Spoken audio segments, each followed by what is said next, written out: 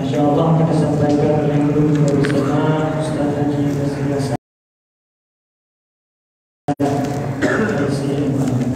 kepada Ustaz berupaya silakan insyaallah.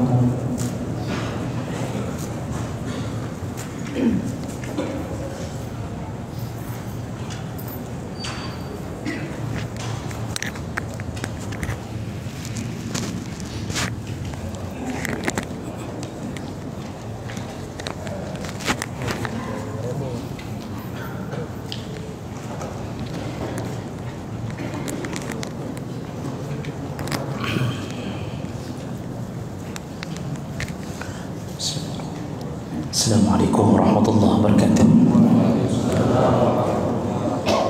Alhamdulillahirabbil alamin. Hamdan katsiran tayyiban mubarakan fihi.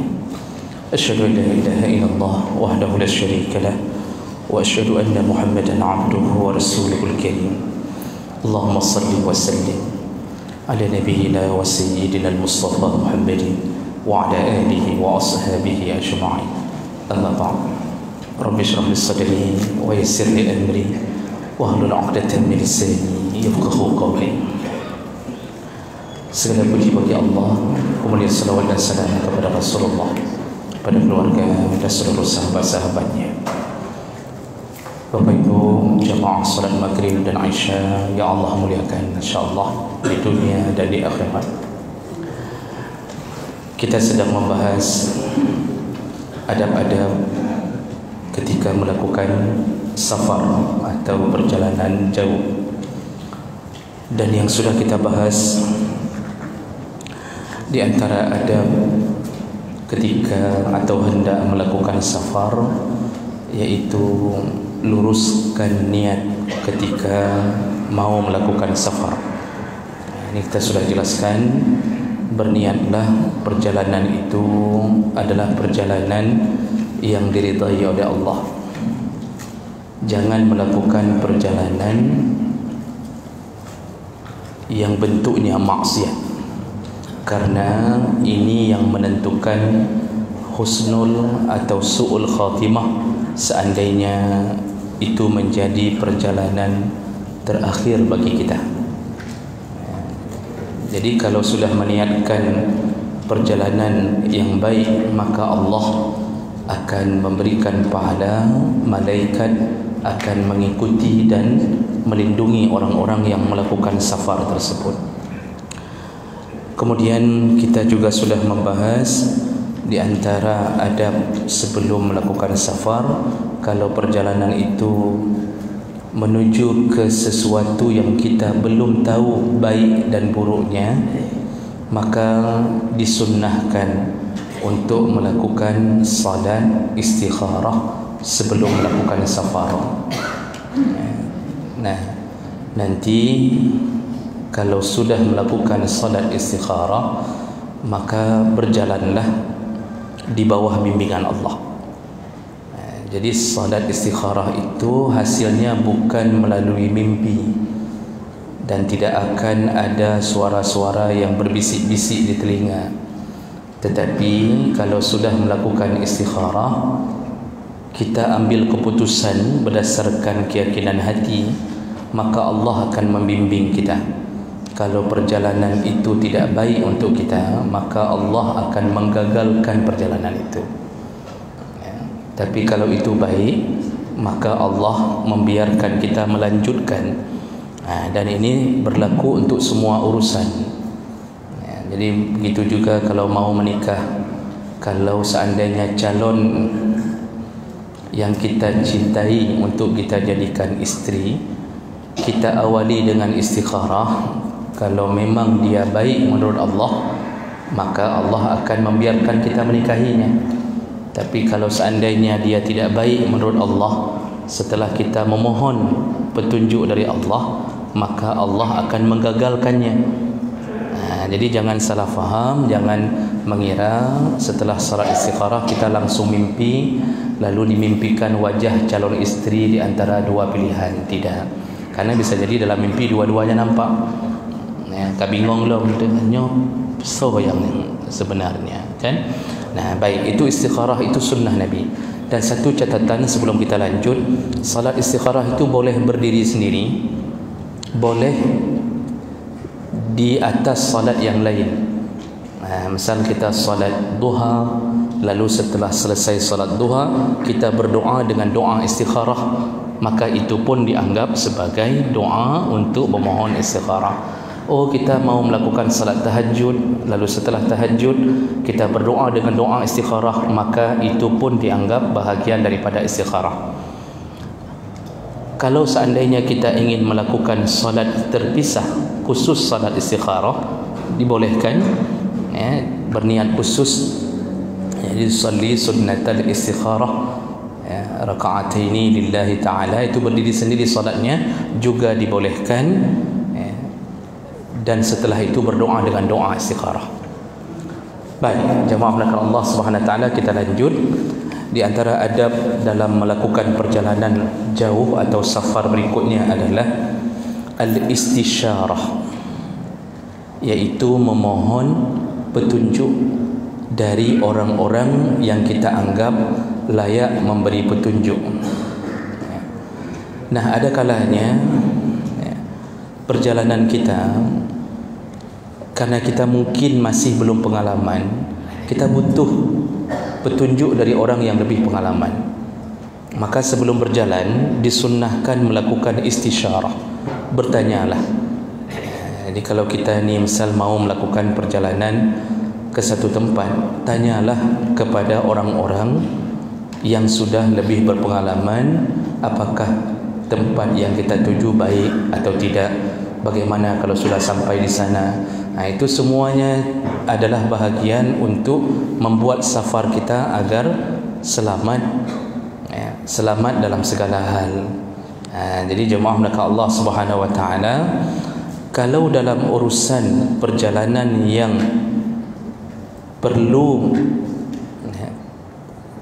informasi tentang baik dan buruknya tujuan perjalanan kita, maka yang paling layak kita beristisyarah adalah ayyastashira ahlad din wal aqla wal wadda faqat. Jadi yang paling baik kita memohon petunjuk kepada orang-orang yang punya ilmu agama dan punya akal yang bijak. Jadi misal kita ingin melakukan perjalanan untuk menuntut ilmu di satu tempat, atau ingin kuliah, atau ingin melakukan perjalanan yang sifatnya dakwah, maka tanyalah dulu kepada orang yang lebih berilmu. Tanya kepada orang-orang yang Allah berikan kebijakan, Allah berikan hikmah, apa baik atau tidak kalau kita ke sana, dan apa yang harus kita lakukan seandainya kita berangkat ke sana. Jadi kadang-kadang dengan begitu kita mendapatkan petunjuk-petunjuk yang baik. Apalagi misal kita mau pergi menuntut ilmu ke luar negeri, itu tanya dulu mana yang baik, mana yang tidak, bagaimana caranya. Karena ada kalanya orang pergi tanpa petunjuk dari orang yang saleh, maka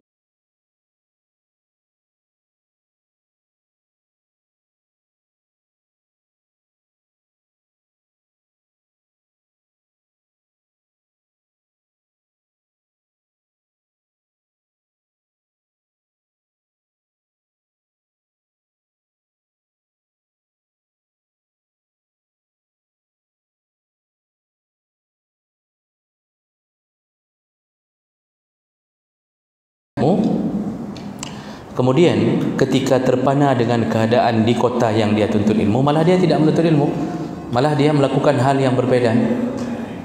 Jadi disibukkan dengan dunia, di saat itu dia tidak mendapatkan apapun.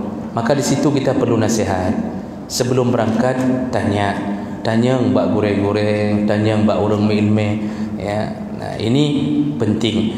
Dan orang yang ditanya tidak layak kalau tidak memberi nasihat kepada yang membutuhkan nasihat. Rasulullah sallallahu alaihi wasallam menyebutkan, wa iza istansahaka fansah lahu. Kalau engkau diminta nasihat oleh seseorang, maka nasihatilah. Tentunya kalau kita menjadi orang yang bisa dijadikan sumber rujukan bagi seseorang. Ketika ditanya, maka nasihatilah. Jadi jangan diam. Jadi ketika kita ditanya bagaimana baiknya, apa bekal yang harus saya bawa, bagaimana saya harus bertindak di sana, lalu kita tiba-tiba mengatakan, alah, Ilung tengah sakit perut, kau fikir gerok ke? Itu tidak baik. Jadi sampai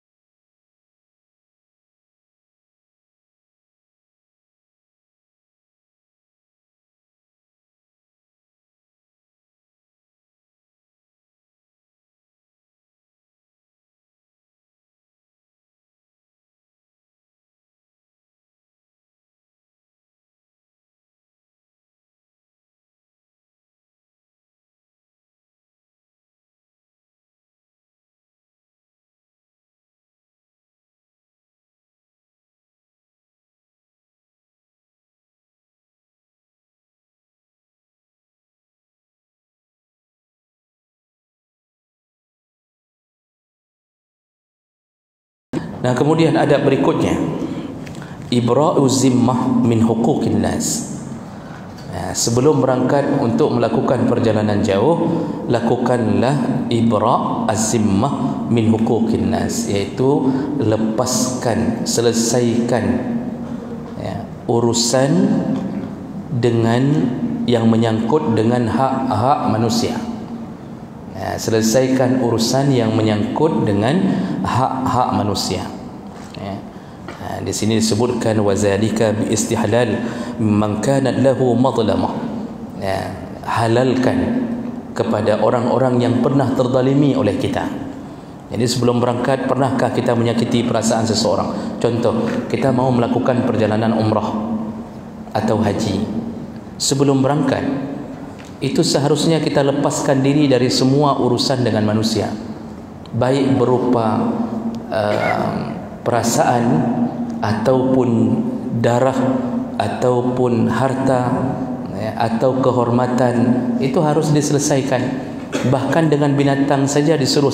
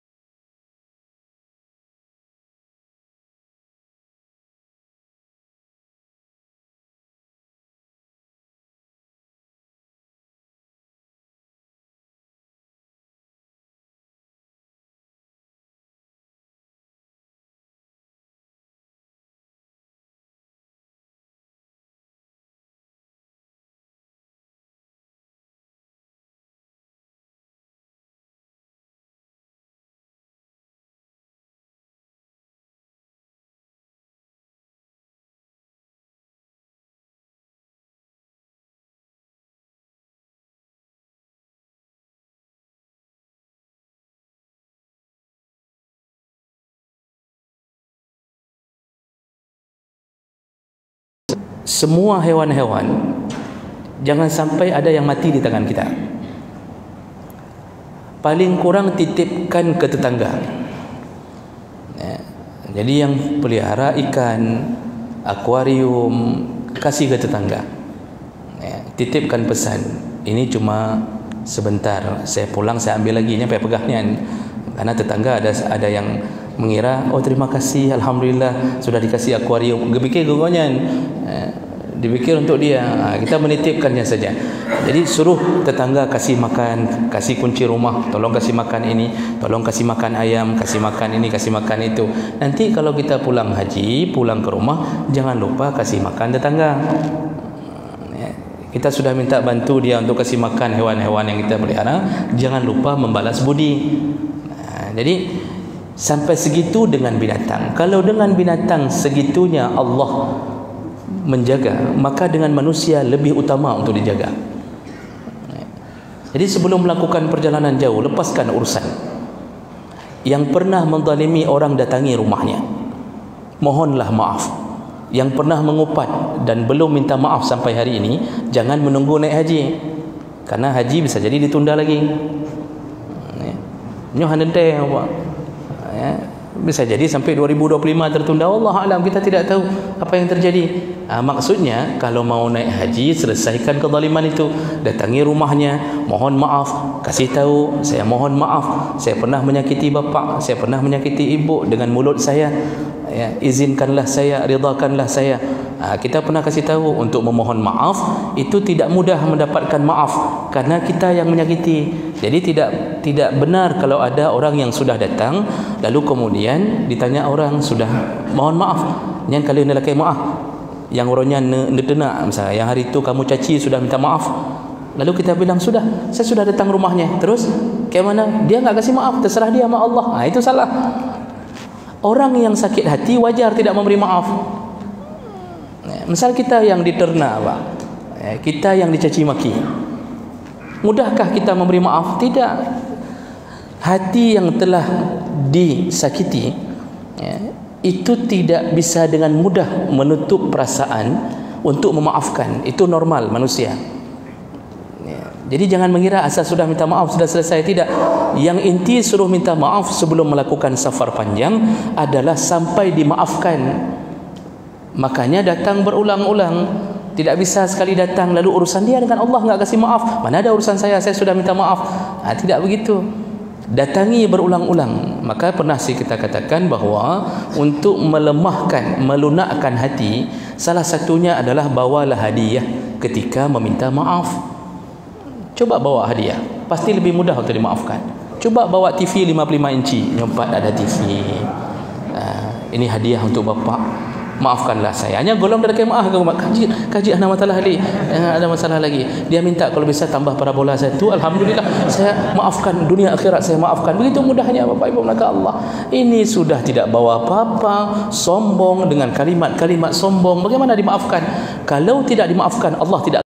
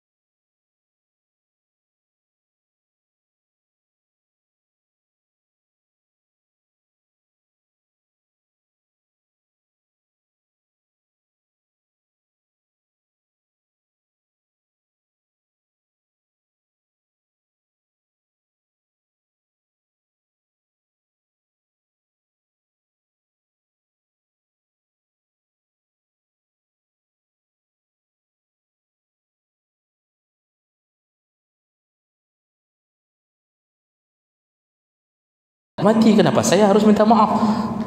Nian model penyakit. Makanya ini jebakan syaitan kepada orang yang berilmu. Rata-rata kalau ilmunya tidak membekas menjadi amal, penyakitnya adalah sombong.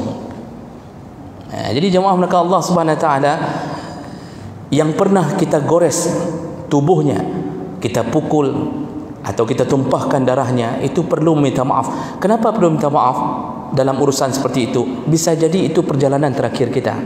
Jangan tunda. Jangan mengatakan musyawarah sama isteri, Kiban, kita lagi maaf tajak ni kita mau berangkat minggu depan, kita minta maaf. Kata isteri misal contohnya, enggak usahlah, nanti ajalah kalau pulang dari umrah aja kita minta maaf. Kalau pulang bisa jadi tidak pulang, bisa jadi menjadi warga negara Arab Saudi langsung. Akhirnya tidak selesai, tidak berjumpa dengannya. Maka kalau tidak berjumpa dan tidak diselesaikan di dunia, Allah selesaikan di akhirat. Ketika Allah selesaikan di akhirat, tidak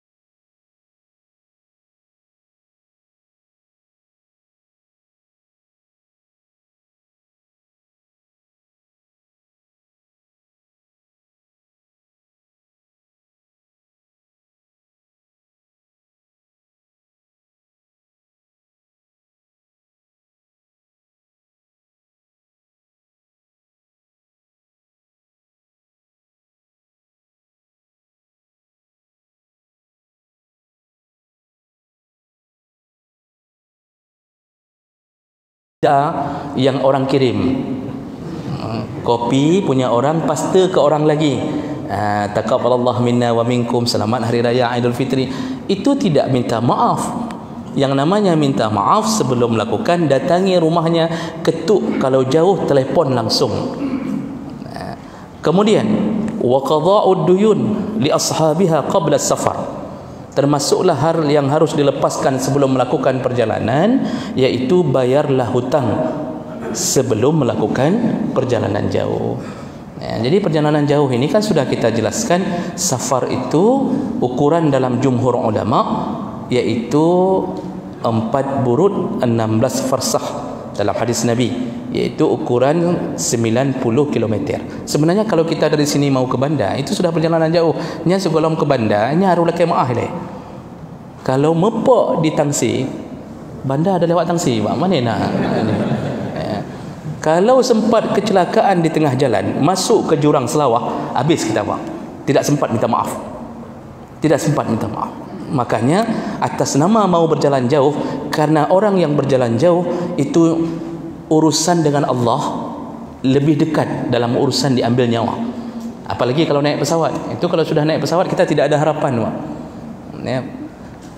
Benar-benar kita dalam keadaan hidup dan mati, kita pasrah kalau sudah naik pesawat. Maka segera selesaikan, terutama urusan hutang.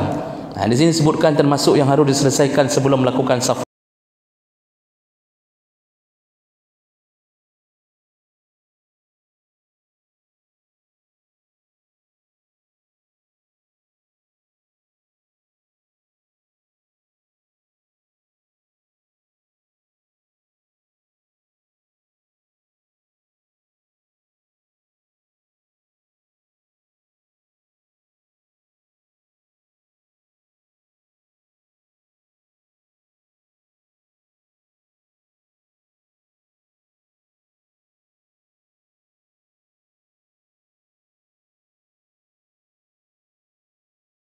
Bayar.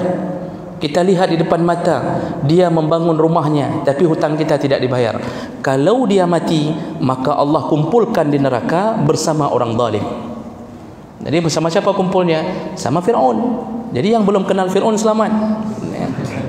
Di situ berkenalan dengan Fir'aun. Dia akan kumpul bersama Namrud. Dia akan kumpul bersama Haman.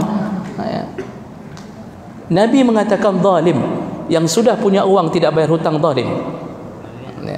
Dan sebenarnya amal sunnah itu dikesampingkan dulu dalam urusan-urusan mereka yang punya kewajiban bayar hutang. Ini Masya Allah sedekah luar biasa. Hutang nak bayar, padahal hutang wajib bayar. Sedekah sunnah. Bayar hutang itu lebih utama daripada bersedekah. Yang punya uang bayar hutang dulu, habis hutang baru sedekah. Bayar hutang saja sudah baik. Orang yang membayar hutang tepat pada waktunya, dia termasuk 8 golongan orang yang dianggap terbaik di sisi Allah Subhanahu wa taala. Rasulullah sallallahu alaihi wasallam menyebutkan, ahsanukum qadha.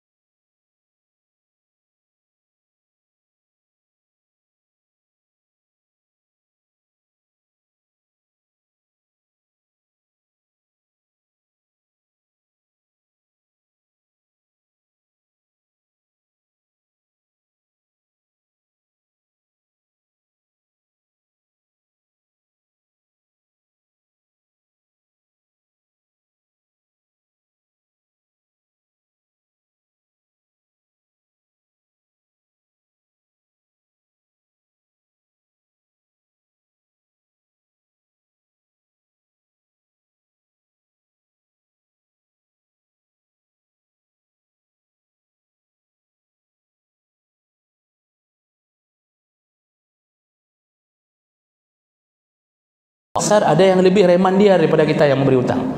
Ini orang-orang yang buruk di sisi Allah Subhanahu wa taala.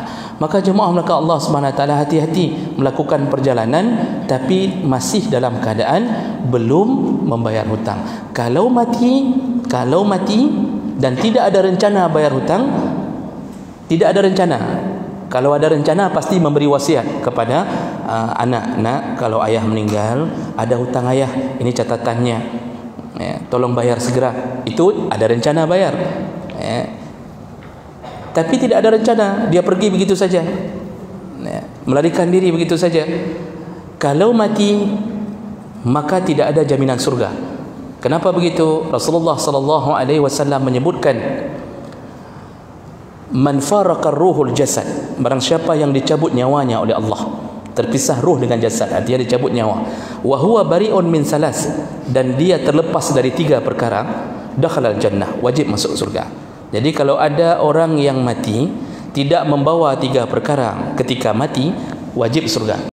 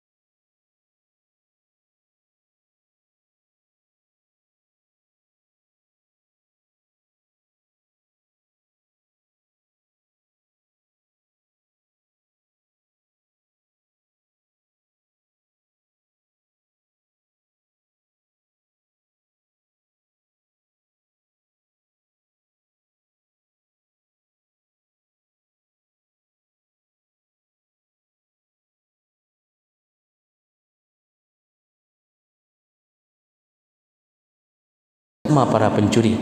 Jadi satu sisi dia zalim, satu sisi dia dianggap pencuri. Jadi orang berhutang itu pancuri, bukan pencuri lagi, sudah pancuri, itu lebih hebat lagi. Kenapa orang berhutang dianggap pancuri?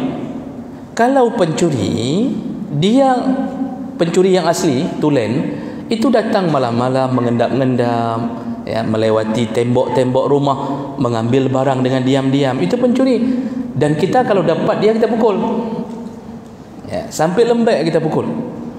Tapi kepada orang berhutang, dia tidak datang malam-malam melewati tembok, dia tidak manjat pagar, dia tidak datang dalam gelap, dia datang dalam terang, dia datang di siang hari, lalu dia ketuk pintu, Assalamualaikum, dia teteskan air mata, lalu menghibah-hibah di depan kita, dia katakan belum makan 3 hari, tolonglah bantu, anak belum makan, isteri belum makan, tapi masih hidup semua, sudah 3 hari masih hidup semua. Dia minta nak pinjam peng siat meleh juta, dia minta pinjam uang 3 juta. Kita karena sudah dia buat alasan ini, alasan itu kita kasih, karena kita orang beriman cepat ibah.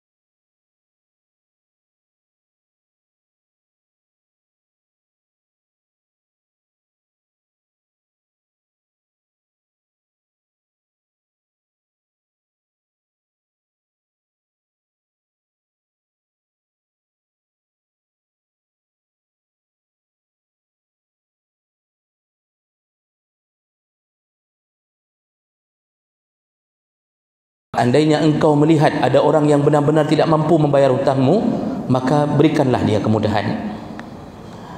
Dan yang lebih bagus lagi, wa antasaddaqu khairul lakum in kuntum ta'lamun. Kalau engkau sedekahkan hutangmu, itu lebih baik untukmu. In kuntum ta'lamun, seandainya engkau tahu.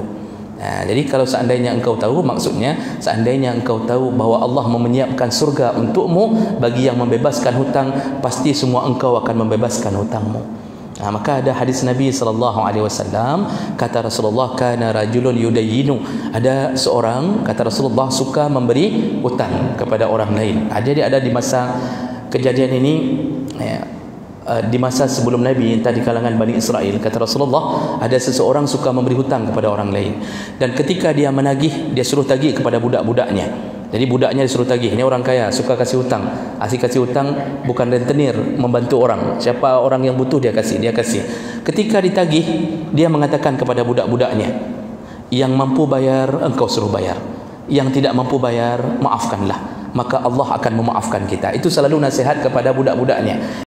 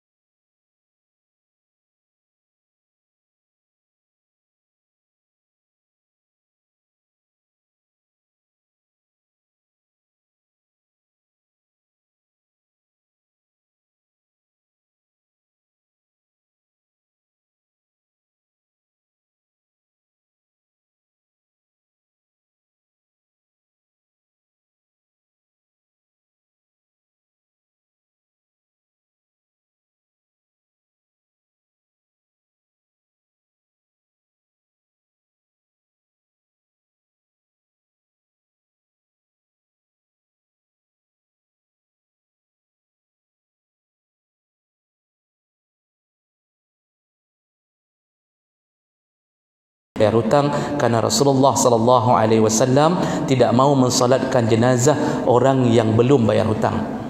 Hadis dari Jabir bin Abdullah, ada 3 jenazah dibawa ke Rasulullah untuk disalatkan. Satu jenazah datang, Rasulullah mengatakan, fahal alaihi dain, orang ini ada hutangnya atau tidak? Kata sahabat, tidak ada ya Rasulullah. Kata Rasulullah, kita salatkan. Dibawa jenazah kedua, fahal alaihi dain, orang ini ada hutangnya atau tidak? Kemudian Rasulullah diberi jawaban oleh sahabat, tidak ada ya Rasulullah, kita salatkan. Begitu jenazah ketiga dibawa, fahal alaihi dain, kata Rasulullah, orang ini ada hutangnya atau tidak? Lalu kemudian sahabat mengatakan, na'am ya Rasulullah, alaihi dinarain, dia masih punya hutang 2 dinar. 2 dinar, kalau 1 dinar sekitar 5 jutaan, maka sekitar 2,5 juta, hampir 5 juta atau 6 juta hutangnya. Lalu kata Rasulullah, sallu antum, salatlah kalian ala sahibikum, salatlah kalian untuk sahabat kalian, aku tidak salat untuknya. Sampai akhirnya Abu Qatadah mengatakan, ya Rasulullah, ku tanggung hutangnya ya Rasulullah, aku yang akan bayar. Baru Rasulullah mengatakan,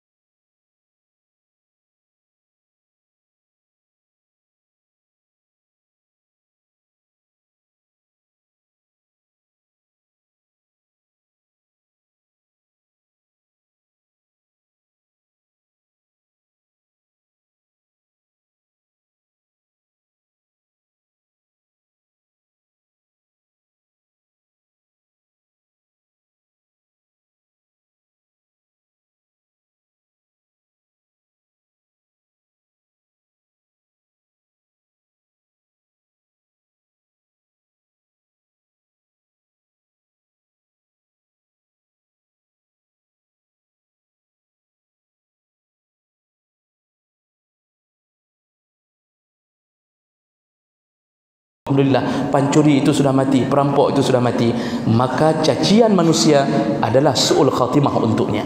Jadi jemaah belakang Allah, sampai di sini dulu, biar ada waktu sedikit.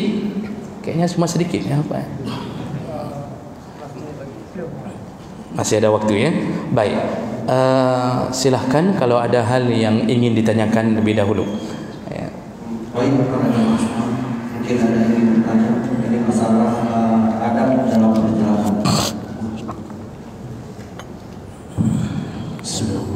Assalamualaikum warahmatullahi wabarakatuh. Yang kami hormati Ustaz Nazli Hasan beserta para jamaah sekalian, mengenai hutang Ustaz, misalnya ada teman kita yang ingin berhutang, tapi kita tahu di track record dia itu memang susah bayar hutang atau terlambat. Saat dia meminta hutang pada kita, bolehkah kita berbohong kita nggak punya uang? Atau bagaimana kita menyikapinya Ustaz? Terima kasih. Assalamualaikum warahmatullahi wabarakatuh.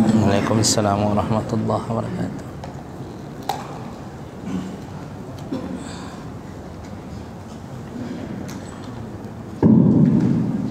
Assalamualaikum warahmatullahi wabarakatuh. Waalaikumsalam warahmatullahi wabarakatuh. Ustaz dan majelis yang insyaallah berikan Allah.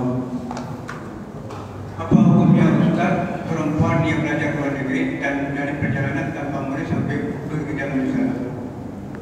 Dalam hukum takhiran bersama dengan Allah. Waalaikumsalam warahmatullahi wabarakatuh. Satu lagi mungkin yang sekalian.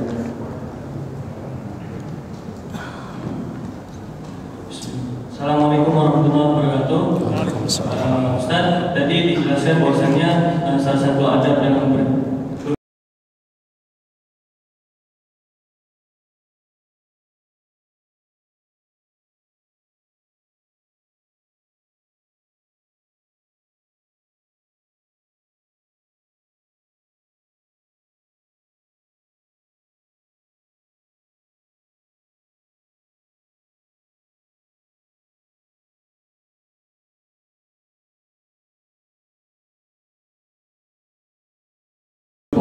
untuk orang yang meminta hutang, yang kita tahu bahawa karakternya atau profilnya dia memang susah bayar hutang. Bapak Ibu maka Allah, kita kembalikan ke pertanyaan, wajibkah kita memberi hutang kepada orang? Ketika ada orang minta, apakah wajib kita beri? Jawabannya tidak wajib. Karena itu adalah hak kita, mau memberi boleh, tidak memberi pun boleh. Maka di saat itu kita boleh menimbang-nimbang siapa yang kita beri. Karena memberi hutang itu bisa dalam kondisi mendapat pahala, bisa juga mendapat dosa. Kapan mendapat pahala? Di saat yang kita beri adalah orang yang memang sedang membutuhkan, kesulitan hidup, itu kita dapat pahala besar. Besar sekali pahala memberi hutang.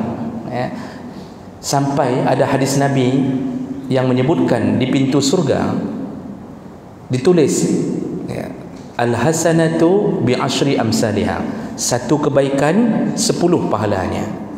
Ini hadis sahih Rasulullah. Tapi ditulis lagi sambungannya, wal qirat bi 18, sedangkan memberi hutang, memberi pinjaman 18 pahalanya. Jadi lebih besar pahala di saat beri. Kenapa? Karena itu uang kita. Kita mau pakai, tapi kita utamakan orang lain yang kesulitan, sedangkan kita sendiri butuh. Jadi dapat pahala kalau itu, dan juga bisa dapat dosa di saat yang kita tolong adalah orang-orang yang akan melakukan maksiat. Nabi pinjam pengsean untuk apa? Mau beli chip. Yang memberi hutang kepada orang yang membeli chip untuk main judi online, maka dia pun telah bersyarikat dalam membeli chip. Dosa. Jadi kalau begitu, lihat orang yang berhutang, kalau dia bukan orang baik, maka hak kita untuk tidak memberi. Masalahnya, bolehkah berbohong mengatakan tidak ada uang? Berbohong kapanpun berdosa kecuali pada 3 tempat. Kan sudah dijelaskan oleh Nabi, 3 tempat yang boleh berbohong, yaitu di saat medan perang, kemudian di saat pasangan suami isteri, untuk membahagiakan pasangan suami isteri, suami boleh berbohong mengatakan masakan isteri enak, padahal panen enak, lebih enak yang isteri yang ketiga, misalkan begitu.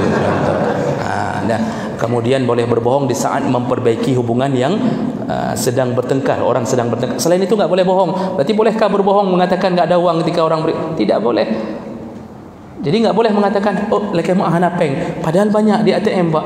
Tetap dosa berbohong. Jadi bagaimana caranya? Lakukan tauriyah. Kalau Imam Nawawi mengatakan tauriyah bukan berbohong, tapi memutar-mutar bahasa, mengatakan sebenarnya uang ada, Cuma ini ada proyek yang sedang saya tangani. Saya butuh modal juga. Proyek itu sekitaran 2022 lah nanti insya-Allah. Cuma kalau saya kasih sekarang belum tentu nanti begini, dan kita putar-putar bahasa itu tauriah. Jadi jangan bilang enggak ada uang, karena kalau berbohong tidak ada uang, apalagi yang sering bohong bilang enggak ada uang, enggak ada uang, enggak ada uang, itu ATM-nya bisa hilang tiba-tiba, Pak. Isi ATM itu bisa hilang tiba-tiba. Kalau keseringan bohong. Jadi tauriah memutar-mutar bahasa yang ujungnya memohon maaf tidak bisa memberi. Yang bohong jangan. Begitu yang dibolehkan. Baik. Kemudian pertanyaan kedua, bolehkah seorang perempuan melakukan safar, perjalanan ke luar negeri tanpa ditemani mahram? Begitu ya Pak ya. Ini urusan ini dalam fikih ada pembahasan khusus, dan para ulama melihat dulu tipe perjalanan. Sekaligus tadi dengan perjalanan ketiga, pertanyaan ketiga, itu tipe perjalanan ada 3 model. Ada perjalanan mubah, ada perjalanan mustahab, sunnah, ada perjalanan wajib. Safar mubah, safar yang tidak berpahala dan juga tidak berdosa. Salah satunya adalah rekreasi. Itu safar mubah. Tergantung ke mana kita rekreasi. Kalau kita rekreasinya ke lokalisasinya, dosa besar. Kemana rekreasi? Ke tempat pelacuran, dosa besar itu. Tapi kalau rekreasinya cuma ke waterboom, lihat dulu di sana tempat berkumpulnya orang buka aurat atau tidak. Kalau di sana berkumpul orang buka aurat juga berdosa. Tapi kalau cuma duduk-duduk di gunung, kemudian turun lagi, hanabut. Jadi ini tidak mengapa. Itu mubah namanya, perjalanan mubah, tergantung ke mana. Perjalanan kedua mustahab, perjalanan sunnah. Itu mau melakukan amalan-amalan sunnah, kunjungi saudara, kunjungi orang sakit. 2 tipe ini jumhur ulama mengatakan perempuan wajib didampingi oleh mahram. 2 tipe ini, mubah dan mustahab yang sunnah, wajib didampingi oleh mahram dalam pandangan jumhur ulama. Sudah, jadi perempuan kalau mau melakukan perjalanan ke luar negeri, dia mau menuntut ilmu yang bukan ilmu agama misal, atau seminar, atau pergi kerja, itu harus ditemani oleh mahram. Harus ditemani oleh mahram dalam pandangan jumhur ulama. Dosa hukumnya kalau ditemani oleh bukan mahram, bahkan bisa menimbulkan fitnah. Contoh, istri kita kerja sebagai sekretaris, dia pergi dengan bosnya ke Jakarta, berdua ke Jakarta. Ini perjalanan haram bagi seorang perempuan itu. Dosa, Pak.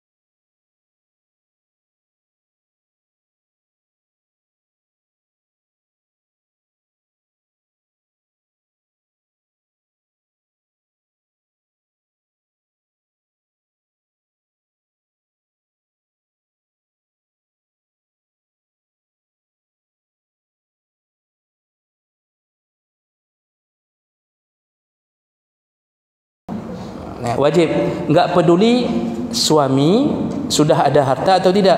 Istri sudah punya uang, suami belum punya, maka istri sudah wajib haji. Suami sudah punya uang tapi tidak cukup untuk menaikkan haji istrinya, maka wajib bagi suami. Nanti timbul lagi pertanyaan, wajibkah suami menaikkan haji istri?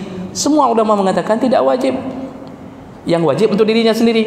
Kalau dia mau menaikkan haji istrinya, itu suami yang baik. Beruntunglah istri-istri yang mau dihajikan oleh suaminya. Seharusnya setiap orang atas kemampuan masing-masing.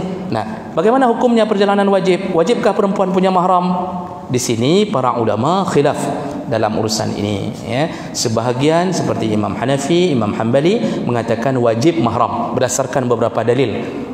Di antaranya Rasulullah mengatakan la yahillu li imra'atin an tu'mina billah wal yawmil akhir tusafiru masirata yawman wa laylah illa wa ma'aha mahram. Tidak boleh seorang perempuan yang beriman kepada Allah dan hari akhir melakukan perjalanan melebihi 1 hari dan 1 malam kecuali bersama mahram, dan beberapa dalil yang lain. Jadi Imam Hanafi, Imam Hanbali mengambil pandangan wajib ada mahram dalam perjalanan, wajib, tidak sah hajinya kalau tidak ditemani mahram. Nah, bagaimana pandangan Imam Malik dan Imam Syafi'i? Kalau kita buka kitab-kitab mazhab Syafi'i dan keterangan dari mazhab Malik, perempuan yang tidak punya mahram, yang punya mahram lebih bagus dengan mahram. Yang betul-betul tidak punya mahram, suami tidak ada, kadang-kadang adik tidak bisa bertemani, maka boleh diganti dengan sekelompok perempuan yang siqat, sekelompok perempuan yang terpercaya, boleh menggantikan mahram. Jadi berangkat rombongan perempuan yang baik-baik, itu boleh menjadi pengganti mahram. Tapi kalau yang berangkatnya sesama perempuan-perempuan genit-genit, itu tidak boleh jadi mahram, tidak boleh jadi mahram. Begitu. Sementara nanti insyaAllah akan juga dibahas tentang salah satu dalam adab safar ini. Baik, demikian insyaAllah kita bertemu kembali di pertemuan yang akan datang. Subhanakallahumma bihamdik asyhadu an la ilaha illa anta astaghfiruka wa atubu ilaih. Wassalamualaikum warahmatullahi wabarakatuh.